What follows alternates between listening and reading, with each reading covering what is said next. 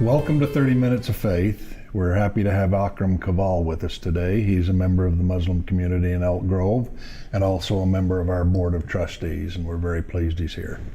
Thanks for coming, brother. Thanks for having me. Tell us where you were born and raised. I was born in Ethiopia, and I was pretty much finished my high school over there and then moved to the United States in '84. And then lived in the Bay Area for a few years, finished my college there. And I'm aware of your wife and children, but where did the two of you meet? In Kenya. Ah. When I finished my college in the Bay Area, I went back to Kenya, where my parents moved from Ethiopia to Kenya. And I lived there for 5 years, and that's where I met my wife and got married there. And then we moved back to the United States in '95, and both my kids were born here. And they are where? Where are your kids right now? My kids right now, my son is actually in college. At Berkeley. At Berkeley.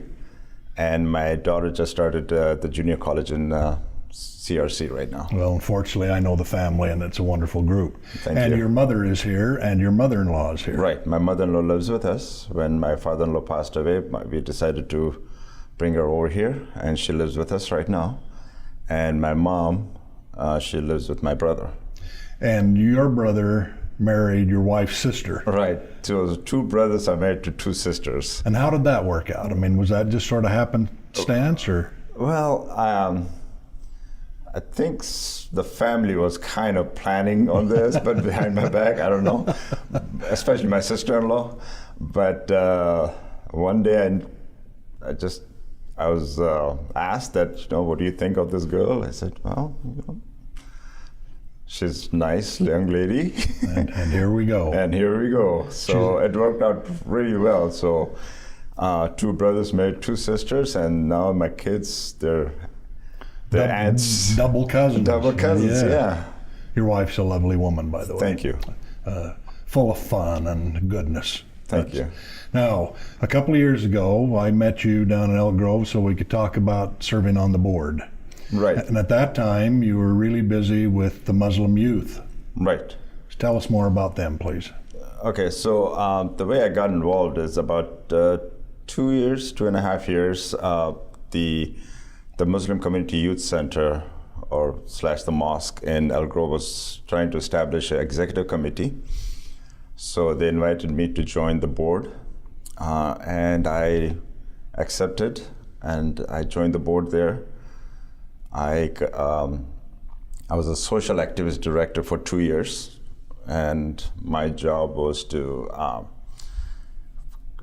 plan all the events for the community, like the Eid functions, Ramadan, prayers, the fundraising events, all that. So I did that for 2 years for the Muslim community. Was that hard or pretty routine? It was challenging at times, but it was fun at the same time. Now, I went to a dinner that your group had sponsored not too long ago, and you're fundraising to build a new mosque. Right.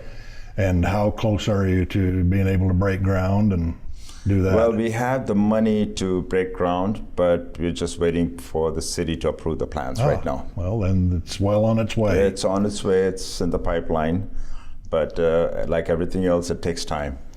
Were you born a Muslim? Yes, I was. And were your parents?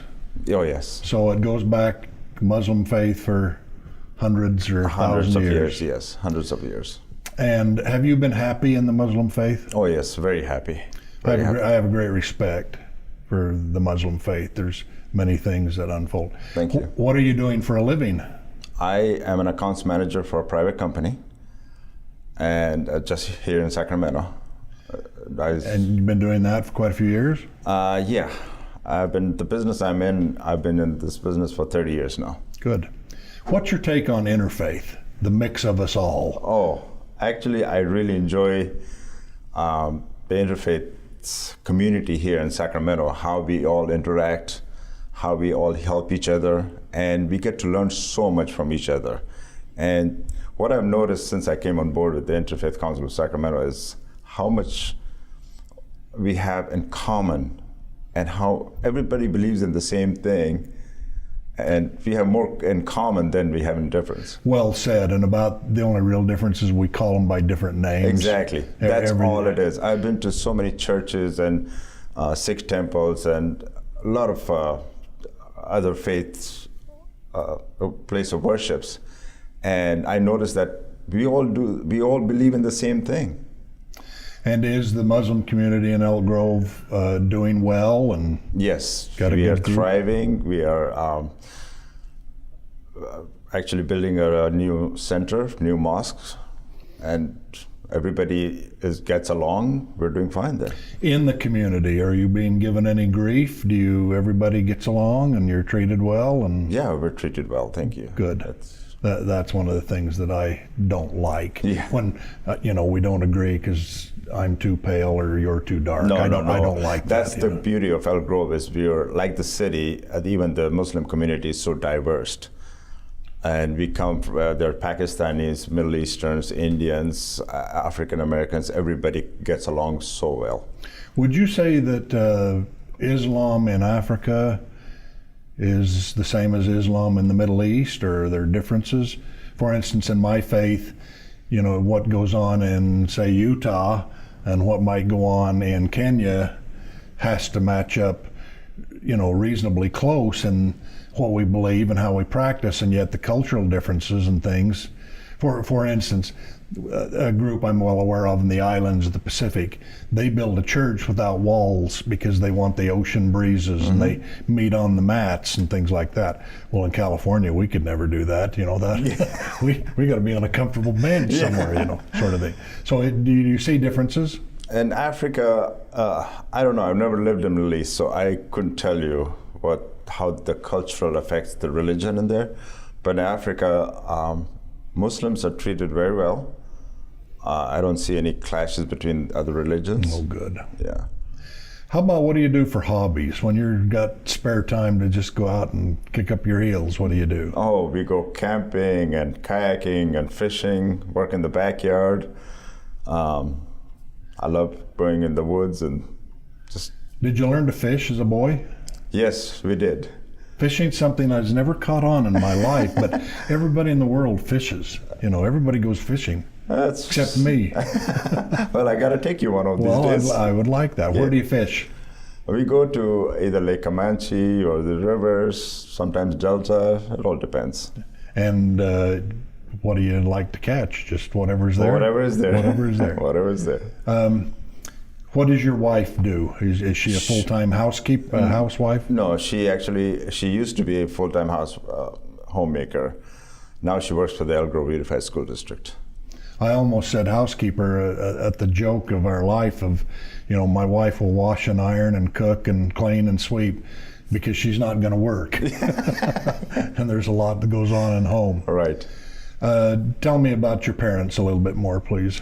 My parents my dad was actually also born in Ethiopia, and my mom was born and raised in Kenya. So they lived in Ethiopia until 1986. My dad had a business there. And then after the revolution, the business went down, and there's not much prospect in Ethiopia after the revolution in 74. So in 86, they moved to Kenya. And they lived there for a few years, and then when all the kids moved to United States, they finally came and stayed here. Put up their hands and said, we better go join the children. Yeah, they wanted to be with the grandkids. Did you learn English growing up in school? Yes. And do you speak another language besides that? Yes, I speak, 7 languages actually. Wow. I speak 3 Indian languages. I grew up in Ethiopia, so I speak Amharic, and then I lived in Kenya for 5 years. I speak Swahili and English and so on and so forth. Would that be true with most of the young kids growing up? They would speak 2 or 3 or 4 languages? Yeah, definitely. Yes. It's such an advantage in the world. Right. If you can speak another language, you can catch on to even a language that you may not speak. You can sort of understand.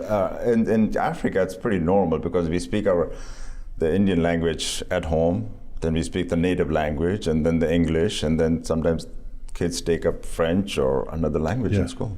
How about music? Was music a part of your growing up? Well, We loved music, but I never learned to play an instrument. That's my regret. But singing and listening to good music was part of it, part of our lives. Do your children or your wife play? Yeah. They don't play an instrument. I wish they did, but we listen to music and sing or attend concerts. Good music's a universal language. Everybody speaks good music. Yes, they can definitely hear what's going on with all of that. What about faith leaders? Was there a leader in your life who really inspired you or moved you to be a better person, or was it your dad, or who sort of ramped you up in the faith? Just natural? Just natural, I think. My dad was a businessman, and he practiced Islam. He wasn't imam or anything, but he definitely believed in giving back to the community and charity work and feeding the poor. We used to feed poor people at home. Actually, he used to bring them home and feed them at least once a month. And when I came to America, obviously we couldn't do that. But then I found a way to get involved in the community and join the local mosque. And how would I give back to the community? And Elk Grove's been good with their food banks and all of the other sorts of things as a community. They've been very proactive in that. When I was a boy, the Korean War was going on as far as the United States was concerned. And when the boys would come and go, they would hitchhike. They got discharged in Florida and they had to hitchhike to California or whatever. And my dad would pick those boys up in their uniforms, hitchhiking, and bring them home to feed them and to sleep, to have a good night's rest. And then he'd take them back over to the local highway and drop them off, and they'd go hitchhiking. They'd go hitchhiking the rest of their way.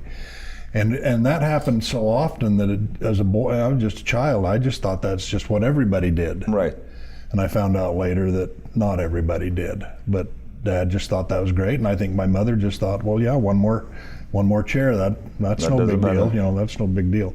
And I learned a lot from that, watching. And of course, if she was cooking meatloaf or something, potatoes and gravy or whatever, those guys would chow down on that just like they hadn't had a good meal in a long time. It was fun to watch. Yes. Now, I have met your brother, but is it just the two of you, or do you have other siblings? No, we're actually 3 brothers and 2 sisters. 5 of you. And where are those other 3 that I haven't met?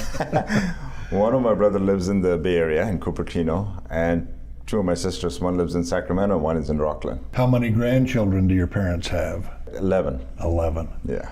And are they nearly all grown now? Yeah, one of my nieces is married, the other's online, and their age range from, the youngest one is 3 right now. Now I noticed that your mother and your mother-in-law seem to be really good friends. Oh yeah, they get along very well. But they're very different. In their own ways. In their own ways. One's a little more outgoing, one's a little more quiet. Yes. So which is which? I can't keep... My mother is very outgoing. She loves to explore new things, likes to travel. On the other hand, my mother-in-law is, she also loves to travel and enjoy things, but she's more quiet. Have you seen most of Africa? I don't mean every country, but have you gotten a good look in North Africa and Sub-Saharan Africa, and have you had a pretty good look at Africa? I've been to Kenya, Ethiopia, Tanzania, Zanzibar, and I just pretty much stuck to the East Africa. I wish I had gone to South Africa, but never got a chance. But all the cultures, even though they're so close to each other, the cultures are so different, especially within Ethiopia, Kenya, Tanzania. We spent 25 days in Africa 8 or 10 years ago. I can't remember exactly where. And on the very first day at the hotel, the guy that was giving us a briefing had a little picture of Africa and showed how you could just plunk all of the United States just down in the middle of it. Yeah. And that Africa was a lot bigger than the United States. And that just had never quite clicked with me. I couldn't believe that it was that much bigger.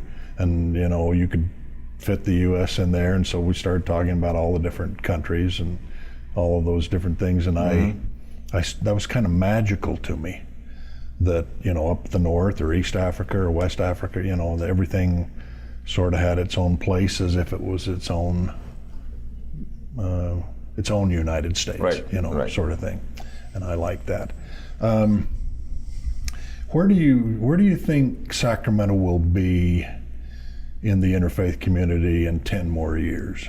I think it'll be much stronger because we are recognizing more faiths, and as long as the members of the community keep doing what they're doing, interacting with other faiths, inviting them over to each other's place of worship, I think it will be very strong and will set an example for the rest of the country as far as the interfaith goes. I have a personal opinion, Akram, that we don't reach out because we're kind of afraid. I don't know if I want to go there, and I don't know if I can. And the ones who just say I'm going in, right, they go in and have a wonderful time. Yeah. It's a great experience, and they make all kinds of friends. But the reason I say that, I base my opinion on that, is because when I talk to my friends in East Coast or other parts of the country, as Muslims, they don't really reach out to other faiths. They're not involved in interfaith as much as we are in Sacramento. Well, the interfaith, there's a lot of good that's unfolded in Sacramento, and a lot of that gets credit from the interfaith groups. The Catholic Church has been very good to reach out. Yes, definitely. And they're kind of the long pole in the tent in Sacramento and all of those other things. One of the other parts of interfaith I've liked, though, in Sacramento is we just get people from every nation and every tongue and every people. And they come here and they like to live here, and you can get to the ocean in an hour plus, and you can get to the snow in an hour plus, and you can live in a city with the government, or you can live out in the fruit orchard somewhere, or you can settle in a nice community like Elk Grove or Rockland or Folsom or something like that. So even the spot is really diversified. Right. What will your grandchildren be doing in 30 years from now? As it relates to your faith and your beliefs? I hope they continue to do what we're doing and follow the examples we set for them. The only way we can do that is we teach our children, and they see by example. If we pray and fast and give to the poor and do community work, I hope they catch on and continue doing that and pass it on to their kids. Were you able to pray the 5 times in the day when you were a child? I didn't pray 5 times, but we tried to pray as much as we could. I understand that. And do your employers allow you time to pray and all of those things? Yeah. I think that's really important, because all of the faiths have something where they need some special interest, all of that.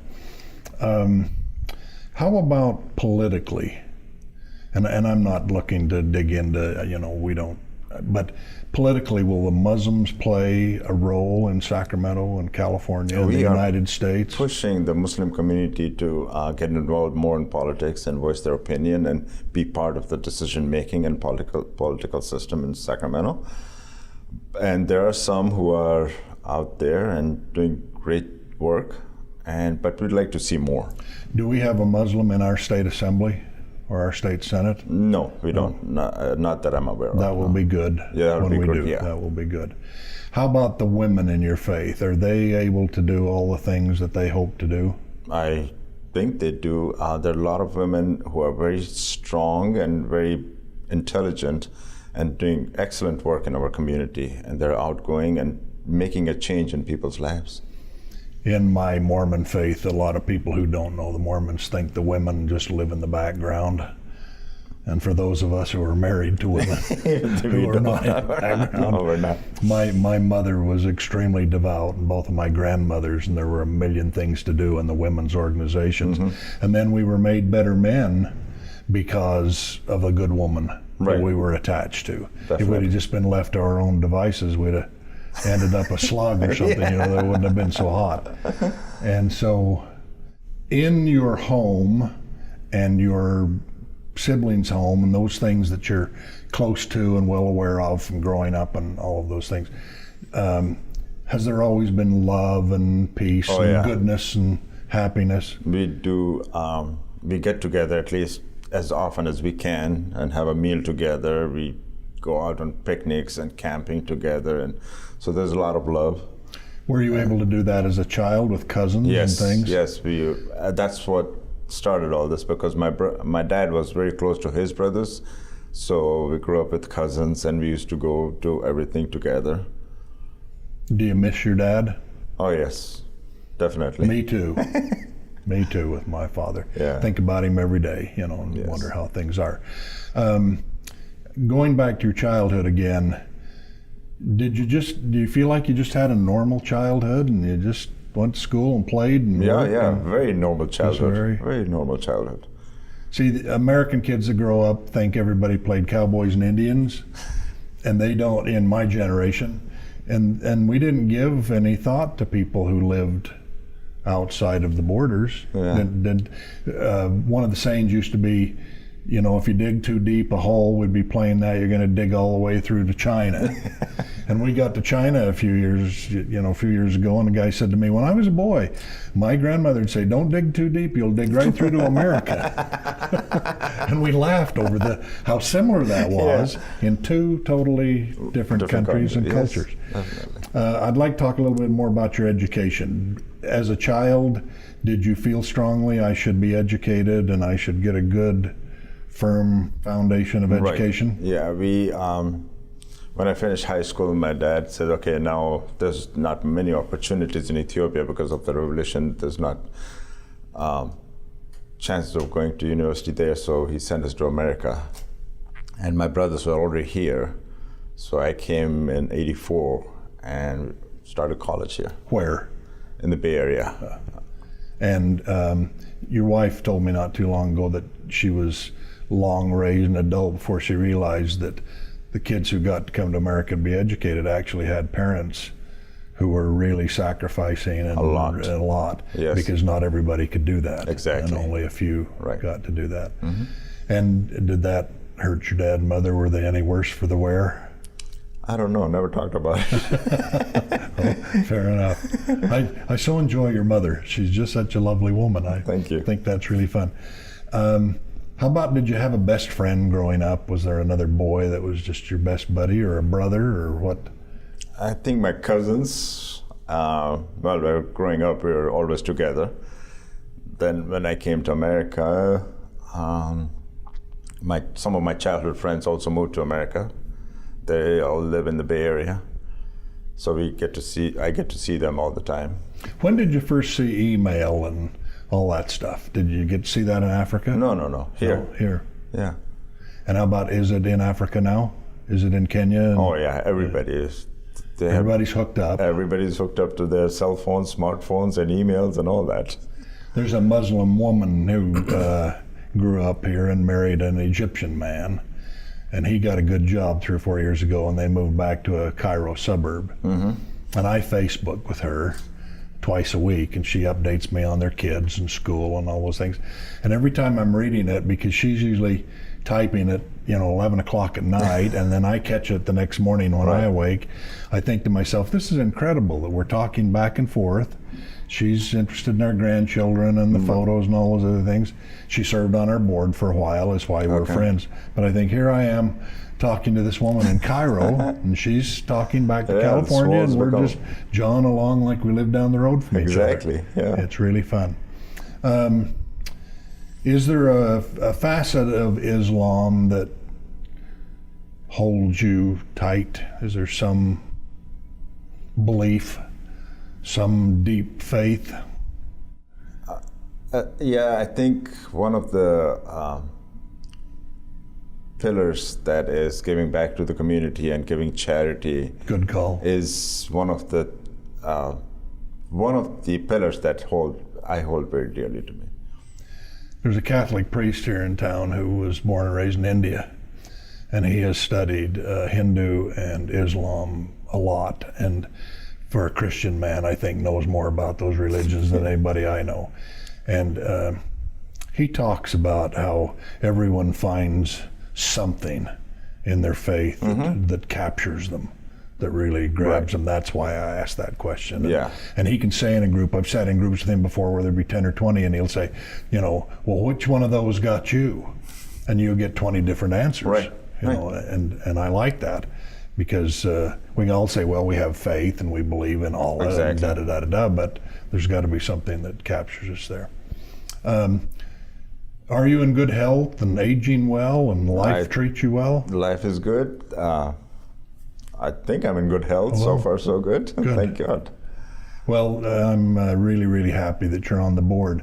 What's your take on what we're doing on the Interfaith board? Oh, actually, I'm enjoying it so much. I enjoy interacting with other faith leaders, and I get to visit their place of worship, and just to learn about their faith and how much common we have, and it's just incredible. It's a good group. It's a great We've got group. a good mix of men and women and all of the faiths, and it's really a good thing.